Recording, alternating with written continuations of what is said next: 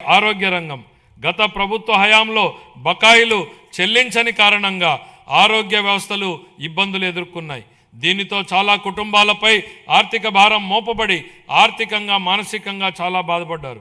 గత ప్రభుత్వ ఆరోగ్య రంగానికి చెల్లించవలసిన 6,486 కోట్ల రూపాయలు బకాయిలను చెల్లించకుండా వదిలేసింది. వీటిలో ఎక్కువ భాగం మా ప్రభుత్వం చెల్లించి ప్రజలకు ప్రభుత్వం మీద విశ్వాసం కల్పించింది.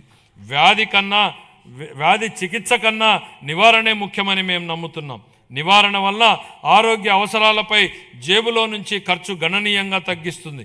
మా ప్రభుత్వం అధికారం చేపట్టిన తర్వాత పౌరుడిని ఆరోగ్య సంరక్షణలో కేంద్రంగా ప్రాజెక్ట్ సంజీవనిని చేపట్టింది. కుప్పంలో సిటిజన్ హెల్త్ స్క్రీనింగ్ పైలట్ కింద 41 రోగ నిర్ధారణ పరీక్షలను కవర్ చేసి 63,867 మంది వ్యక్తులను పరీక్షించింది. 6,300 కంటే ఎక్కువ హైరిస్క్ కేసులను గుర్తించి వాటిని ప్రాజెక్ట్ సంజీవనికి అనుసంధానించింది.